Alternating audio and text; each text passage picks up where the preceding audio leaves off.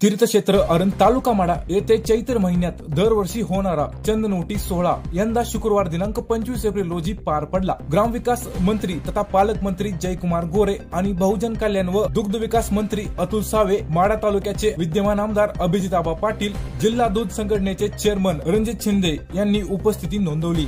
संत शिरोमणी सावता Maharaj charitable ट्रस्टचे अध्यक्ष सावता महाराज वसेकर, प्रभू महाराज माळी यांनी कार्यक्रमासाठी विशेष सहकार्य केले।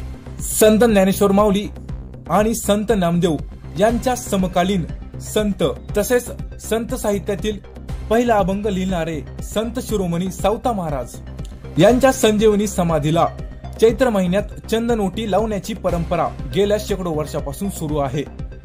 या निमित्ताने परिसरातील अनेक गावे व हजारो भाविक मोठ्या श्रद्धेने या सोहळ्यात उपस्थित होते।